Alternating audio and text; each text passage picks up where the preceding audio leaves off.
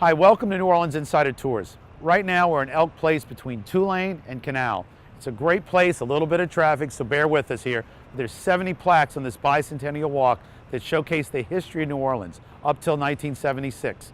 I got my favorites, I'm going to point them out to you, and hopefully a few might inspire you to research those events a little bit more. Let's start walking. Here we see the plaque on the founding of New Orleans in 1718. One of my favorites, everybody should know that. Right across diagonally is 1727, the Ursuline nuns arrived. That history is phenomenal. We got a lot of pieces to that. We got the old convent in our tour. We got the casket girls that arrived, the Battle of New Orleans. There's so much with the Ursuline nuns. Let's keep walking. Here we have Spain taking over New Orleans. Most people don't know, but for about 40 years, Spain ruled Louisiana, and that was during the Battle of Independence. The Spanish actually helped the Americans defeat the British by controlling New Orleans and the Mississippi River so the British could not come up the river to reinforce their troops. A little bit further up, here we have the 1815 Battle of New Orleans. Obviously it's a milestone in New Orleans history. There's a lot to learn at Jackson Square about that. Let's keep walking. Important thing to know, 1831, the first railroad.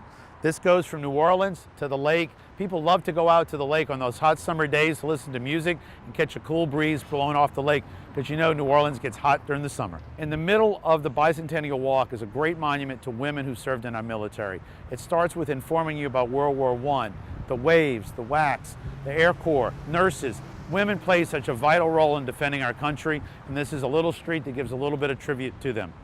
Let's keep walking. And this little stretch is a lot of New Orleans history. We start here with 1836. The city gets divided into 3 municipalities. That's Jefferson, St. Bernard, New Orleans, and later that'll come into play in the Battle of New Orleans, or the Battle of Liberty Place in New Orleans, over who's going to control what in New Orleans. First Mardi Gras Parade, 1838, another big thing for New Orleans. Public schools were organized in 1841. John McDonough, a few years later, would leave his estate, which was valued to be the biggest in the country at the time, to help New Orleans public schools for both white and black students. The next plaque is one of my favorites because I'm an engineer. I was a chemical engineer for a while. 1846, Norbert Riglio is a chemical engineer who's a free African American in New Orleans. He invents the 3-stage evaporation process, which greatly reduces the fatalities coming from distilling sugarcane. As we saw a few plaques ago, the public school system was set up in 1841, and in 1850, John McDonough funds it. There are numerous McDonough schools around the city. One of my favorites is I used to play chess. Paul Murphy, the chess champion, conquers Europe. He's a New Orleanian. 1883, train service arrives in New Orleans. This is because of Jefferson Davis. He had the idea in 1854 when he was Secretary of Defense for the United States to build a railroad from San Francisco through Los Angeles, Texas, Houston, and into New Orleans. It finally got here in 1883. 1885, this is actually, I think, an error. To me, it was 1884 was the Cotton Exposition in New Orleans. The Lee Monument was put up to help attract people to that. It was a great iconic piece. It was put up a few months before the exposition happened. A lot's going on in New Orleans after the Civil War. We got Mother Cabrini arriving in 1892. Yellow fever is still rampant. She takes over and builds orphanages, and she ends up becoming a saint. America's first citizen to become a saint. Moving up, Louis Armstrong. He's born in 1900, becomes a great jazz ambassador for jazz throughout the world. 1901, the first oil well goes up in Louisiana. This changes everything for Louisiana as it becomes a large contributor to the nation for oil and gas. 1905, our last yellow fever epidemic. This is a milestone for New Orleans, as yellow fever had plagued New Orleans for decades. 4,000 or 5,000 people would die a year from an outbreak of yellow fever, but it's finally stopped in 1905. This section has a couple of plaques that catch my eye.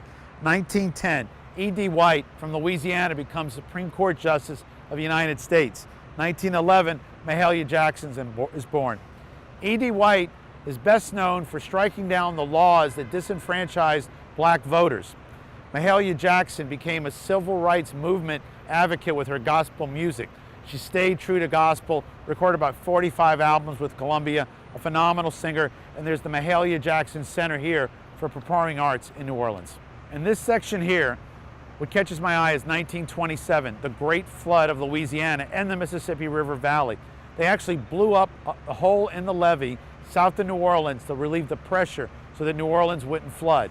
It created the levee system, which now, 100 years later, is causing problems because none of that sediment gets deposited to restore the coast. It's all going off the continental shelf out the end of the river. 1935, the Huey Long Bridge was put out in Jefferson Parish.